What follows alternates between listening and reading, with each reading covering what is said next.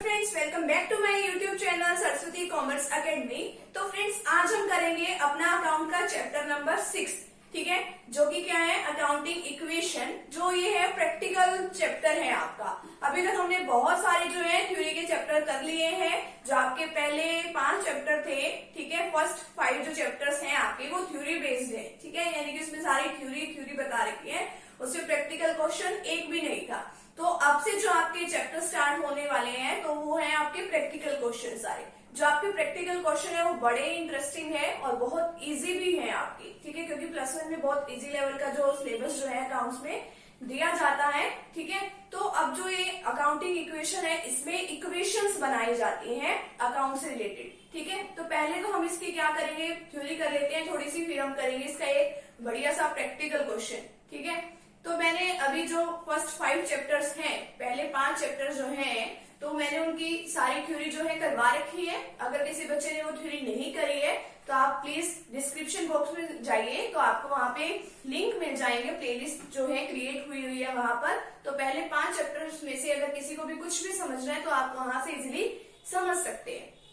तो फ्रेंड्स, अगर आप चैनल पर न्यू है तो चैनल को आप प्लीज सब्सक्राइब कर दीजिए, वीडियो को लाइक कर दीजिए और अपने फ्रेंड सर्कल में वीडियो को जरूर शेयर कीजिएगा।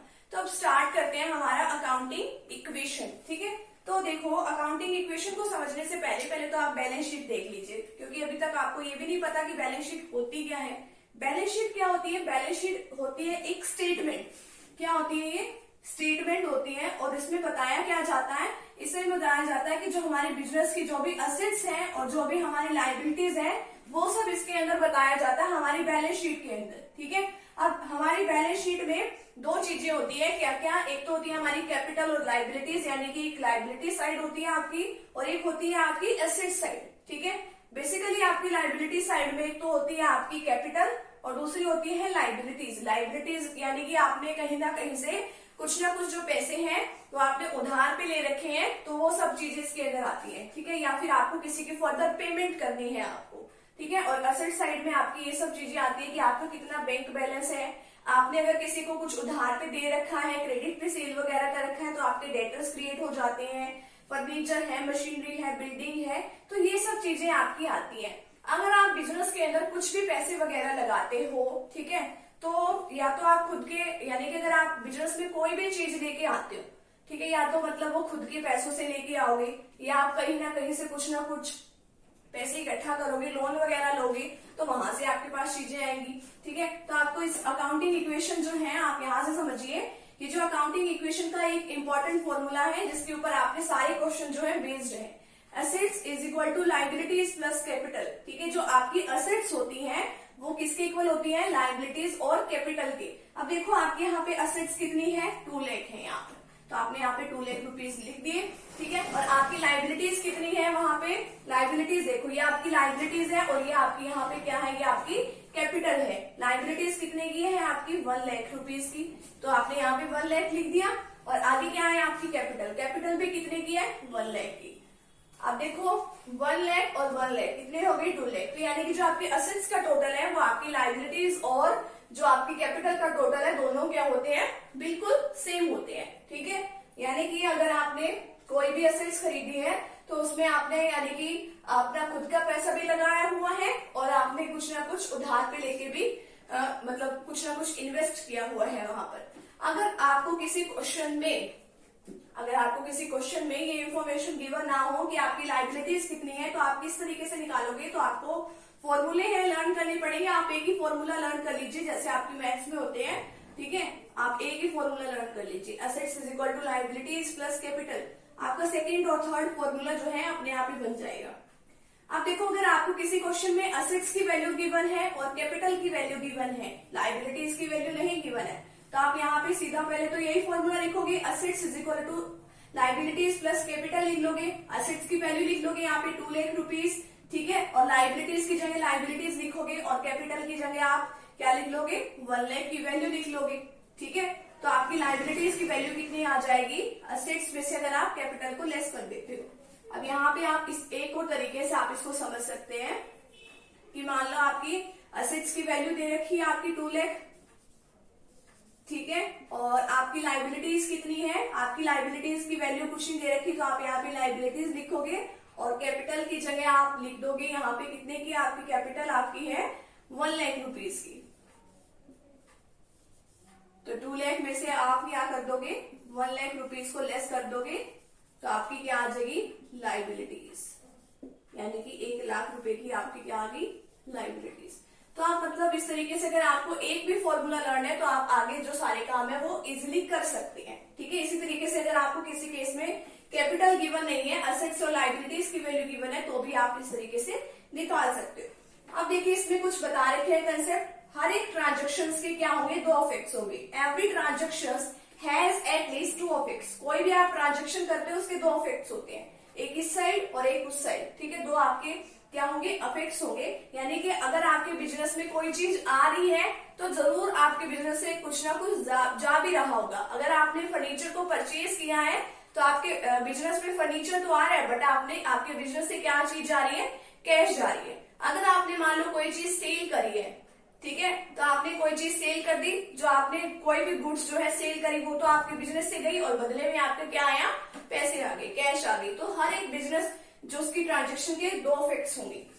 सेकंड है every expense will be deduct from capital. हर एक एक्सपेंस जो है इस कैपिटल में से डिडक्ट कर देना चाहिए, और अगर कोई भी इनकम जनरेट होती है तो आपको कैपिटल में ऐड भी कर देना चाहिए। ठीक है, नेक्स्ट जो लास्ट है, जो equation should always be matched. तो जो इक्वेशन है वो हमेशा मैच होनी चाहिए। जैसे कि यहाँ पे 2 लाख है, ठीक है, और यहाँ पे भी 1 लाख और 1 लाख है, तो इनका भी टोटल कितना हुआ 2 लाख। तो दोनों की मतलब मैच होनी चाहिए ये।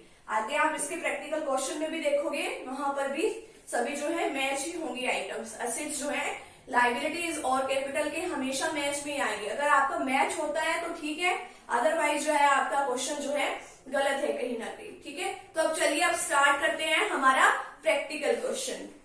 स्टार्ट करते हैं हमारा प्रैक्टिकल क्वेश्चन। ये जो क्वेश्चन है वो बहुत ही इजी है। अब देखिए इसके अंदर हमें दे रखी इसकी ट्रांजेक्शन, ठीक है, और मैंने अभी आपको एक फॉर्मूला बताया था कि जो एसेट्स हैं वो किसके इक्वल होती है लाइबिलिटीज प्लस कैपिटल के। ठीक है, assets is equal to liabilities plus capital. अब देखिए हमारे पास एक क्वेश्चन दे रखा है। अब देखो इसमें क्या बता रखा है, फर्स्ट हमें ट्रांजेक्शन करने को कह रखा है।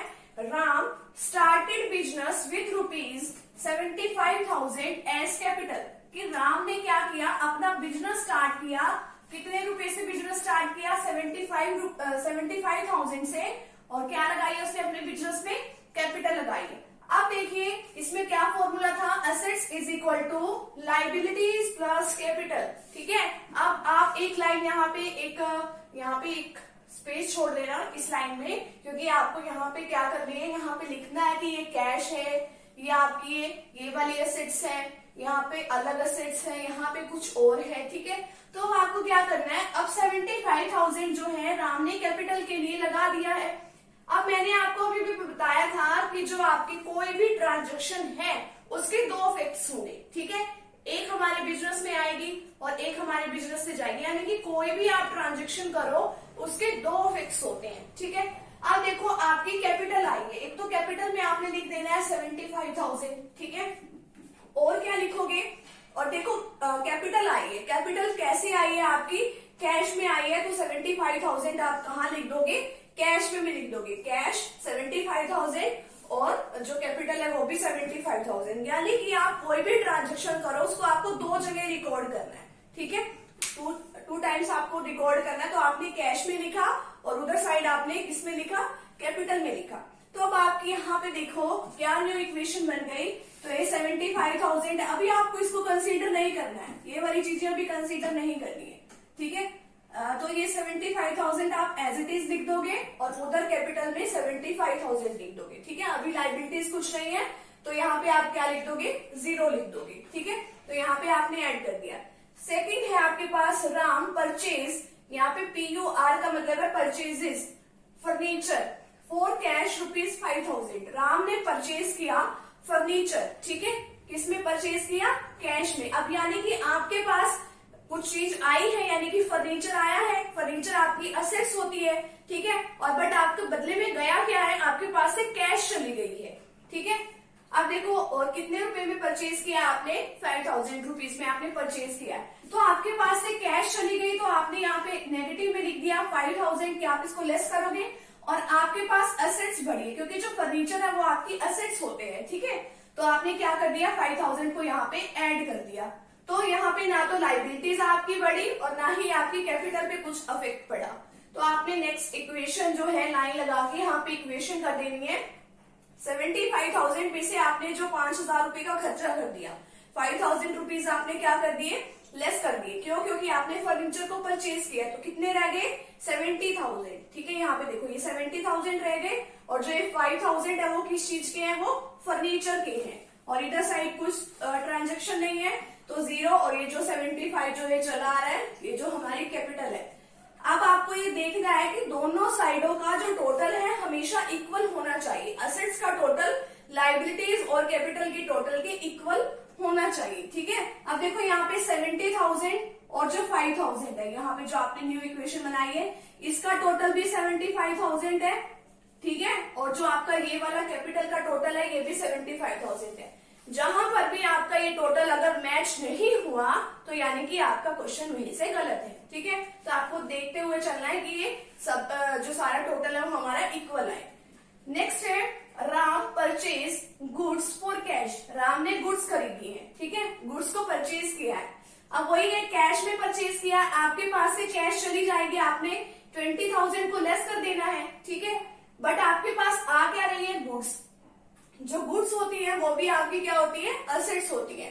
तो आप यहाँ पे लिख दोगे गुड्स, और गुड्स के कॉलम में यहाँ पे आप लिख दोगे 20,000 से आप यहाँ पे एंट्री कर दोगे, ठीक है। यहाँ पे 20,000 से आपने क्या कर दी, एंट्री यहाँ पे कर दी, और यहाँ से 20,000 क्या चले गए आपके कैश, जो कैश में आपने पेमेंट करी है इसकी, तो 20,000 रुपीज आपने यहाँ से लेस कर दे रहे। तो आपकी इक्वेशन क्या बनी, 70,000 में से आपने 20,000 को लेस किया तो 50,000 बचा, और यहाँ पे जो 5,000 है वो आपके यहाँ पे एज इट इज आ गए, और ठीक है। और ये जो 75,000 था ये तो समझाने के लिए था, तो ये 20,000 जो आपके गुड्स के हैं वो आपने एज इट इज यहाँ पर रिकॉर्ड कर दिए, ठीक है। तो यहाँ पे 0 और जो 75,000 है वो हमने एज इट इज लिख लिया, यहाँ पे 0 और जो हमारा 75,000 है, यानी कि 0 है तो नेक्स्ट वहां पे जाके ये नेक्स्ट लाइन में 75,000 एज इट इज रिकॉर्ड हो जाएगा। यहाँ पे हमने 0 इसलिए लिखी है क्योंकि यहाँ पे ना तो हमारी कोई लाइबिलिटीज बढ़ी है और ना ही हमारी कैपिटल इंक्रीज हुई है, कुछ नहीं बढ़ा। तो आपने इक्वेशन में क्या करना है, ये लेस कर दिया, ठीक है, एज इट इज आपने सब कुछ लिख लेना है। नेक्स्ट लाइन में आपने क्या इक्वेशन बोल रखी है, क्या ट्रांजेक्शन है, Ram purchase goods on credit. Credit का मतलब होता है उधार में। राम ने उधार में क्या खरीदी, कुछ गुड्स खरीदी है। कितने रुपए में खरीदी है, 4,60,000 में। अब देखो आपके पास एक तरफ तो क्या आ रही है, गुड्स आ रही है, ठीक है। गुड्स में तो आप इतने से बैलेंस इंक्रीज कर दो। गुड्स का बैलेंस कहा था, 3rd नंबर पे था, तो आपने 20,000 में 16,000 को और ऐड कर दिया। बट आपने किसमें खरीदी है, उधार में खरीदी है। मैंने आपको पहले वाले चैप्टर्स में बताया था कि आपने उधार में अगर आप कोई चीज खरीदते हो तो वहां से आपके बनते हैं क्रेडिटर, जिनको आपको पैसा देना होता है, ठीक है। तो आपके क्रेडिटर्स बने, यहाँ पे क्रेडिटर्स कितने के बने, 16,000 के आपके क्रेडिटर्स बन गए, ठीक है। तो ये आपकी लाइबिलिटीज है, और यहाँ पे आप 0 क्यों लिखोगे, क्योंकि आपकी यहाँ पे कैपिटल इंक्रीज नहीं हुई है। तो यहाँ पे आपने कर दी है एंट्री कि यहाँ पे जो आपकी गुड्स बढ़ी है तो आपने गुड्स इंक्रीज में लिख दिया, और यहाँ पे आपके क्रेडिटर्स बढ़े हैं तो आपने लिख दिया, अगर आप किसी से उधार पे कोई माल परचेज करते हो।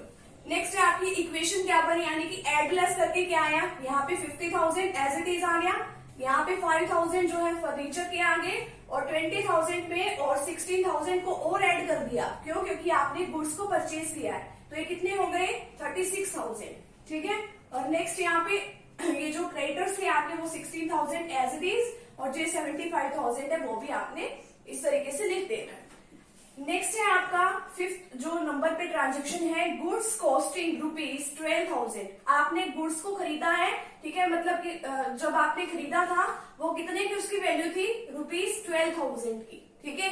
बट जब आपने उसको सेल किया, सोल्ड ऑन क्रेडिट, आपने उसको उधार पे बेचा। जब भी आप किसी को उधार पे कोई माल सेल करते हो तो तब आपके क्या बनते हैं, डेटर्स, यानी कि जिससे आपने पैसा लेना है। देखो जब आपने खरीदा था तब तो उसकी वैल्यू थी 12,000, बट जब आपने उसको सेल किया उन्हीं गुड्स को, तो वो कितने में सेल किया आपने? 15,000 में। ठीक है, तो आपको क्या हुआ? 3,000 रुपीज का आपको हुआ प्रॉफिट। तो जो आपको 3,000 रुपीज का प्रॉफिट है, वैसे तो आप कैश में लिख लेते, बट अभी आप इसमें कहाँ लिखोगे? कैपिटल में लिखोगे, क्योंकि अभी ये क्या है कि आपने यहाँ पे क्रेडिट पे आपने सेल किया है। ठीक है, तब आपको किस तरीके से आपको रिकॉर्ड करना है? तो गुड्स तो थी 12,000 की, यानी कि आपके पास से जो गुड्स है वो कितनी वैल्यू की गई है? 12,000 की गई है। तो आपने 12,000 को क्या कर देना है? लेस कर देना है। ठीक है, बट साथ में आपके क्या बनेगा? आपने उधार पे माल सेल किया, यानी कि क्रेडिट पे माल को अगर आप सेल करते हो तो आपके क्या बनते हैं? डेटर्स बनते हैं। और डेटर्स कहाँ आते हैं? आपकी असेट्स में आते हैं। तो आप असेट्स में लिख लोगे डेटर्स। कितने से आपके डेटर्स बने? 12,000 से बने या 15,000 से? जितने की मतलब आपने उसकी वैल्यू जो है गुड्स की सेल करी है, कितनी वैल्यू की सेल करी है? 15,000 की। ठीक है, बेशक वो मतलब 12,000 की हो उसकी वैल्यू, आपने खरीदा इतने पे हो, बट आपने सेल कितने पे किया? आपने उतने को रिकॉर्ड करना है। ठीक है, तो जो इनके बीच का डिफरेंस है, तो आपने जो 3,000 है वो आपने कैपिटल में रिकॉर्ड कर लेना है। अब आपकी देखो यहाँ पे क्या आपकी न्यू इक्वेशन बनी, यानी कि एड लेस करके क्या आया? 50,000 प्लस 5,000। अब यहाँ पे 36,000 में से आपने 12,000 की गुड्स को तो दे दिया। ठीक है, तो बाकी आपके पास कितना बचा? 24,000। ठीक है, और नेक्स्ट आपकी ये 15,000 ये आपकी डेटर्स है, और यहाँ से आप इस तरीके से टर्म इसी तरीके से उतार दोगे। यहाँ पे 16,000 और यहाँ पे 75,000 में जो 3,000 आपके प्रॉफिट किया वो आप यहाँ पे क्या कर दोगे? ऐड कर दोगे। तो कितने हो जाएंगे ये? 78,000। ठीक है, अब नेक्स्ट आपकी देखो एक और ट्रांजेक्शन बचती है, पेड रुपीज 1,000 फॉर रेंट। आपने जो है 1,000 रुपीज जो है पे करे हैं। किसके लिए पे करे हैं? रेंट आपने पे किया है। ठीक है, तो अब आपने रेंट पे किया है, आपके पास से कैश भी कम हो गई और जो आपकी कैपिटल है वो भी कम हो गई। ठीक है, तो आपने दोनों जगह से आपने लेस कर देना है। तो 50,000 में से आप 1,000 को लेस कर दोगे और इधर से आप 78,000 में से 1,000 को लेस कर दोगे। तो आपकी जो न्यू इक्वेशन बनेगी, 50,000 में से आपने 1,000 को लेस किया 49,000, यहाँ से 5,000 और यहाँ जो 24,000 था वो गुड्स का था, और यहाँ पे जो है आपकी 15,000, और इसी तरीके से यहाँ पे एज इट इज बैलेंस आपने 16,000 को रिकॉर्ड करना है, और यहाँ पे 78,000 में से आपने 1,000 को क्या कर दिया? पे कर दिया। तो यहाँ पे कितने बचे? 77,000। तब आपको ही देखना है कि हमारा क्वेश्चन जो है सही है या गलत है। तो आप लास्ट का टोटल ऐड करोगे। ठीक है, पहले क्रेडिटर्स और कैपिटल का ऐड कर लो। ठीक है, 16,000 और 77,000 को ऐड करोगे, 93,000 आया। ठीक है, इसी तरीके से अगर आप 49,000 को, 5,000 को, 24 को और 15,000 को अगर आप रिकॉर्ड करोगे तो भी आपका 93,000 आया, यानी कि आपका जो क्वेश्चन है वो बिल्कुल सही है। तो आपको ये यहाँ पे लास्ट में जरूर देखना है कि आपका जो टोटल है वो मैच होता भी है या नहीं होता है। तो ये जो क्वेश्चन है वो बहुत इजी सा है। ठीक है, आपको इसकी प्रैक्टिस करनी है। प्रैक्टिस करने से आपको जल्दी ही आ जाएगा। तो आपको बैलेंस शीट की आइटम्स पता होनी चाहिए बस क्या क्या है, और आपको सीधी सीधी ट्रीटमेंट करते जाना है। ठीक है, फर्स्ट जो है, फर्स्ट तो सभी की एंट्री जो है बिल्कुल सेम ही होती है कि किसी ने अपना कितना पैसे लगा के अपना बिजनेस स्टार्ट किया है। ठीक है, बट आगे थोड़ी बहुत ट्रांजेक्शन्स में कुछ ना कुछ चेंज हो सकता है, अदरवाइज सेम सेम सी होती है। तो जो आज का जो हमारा टॉपिक है वो हमारा यहीं पे कंप्लीट होता है। तो फ्रेंड्स, अगर आप चैनल पर न्यू है तो चैनल को आप प्लीज सब्सक्राइब कर दीजिए, वीडियो को लाइक कर दीजिए और अपने फ्रेंड सर्कल में वीडियो को जरूर शेयर कीजिएगा। तो मिलते हैं नेक्स्ट टॉपिक के साथ एंड नेक्स्ट वीडियो के साथ। Thank you very much.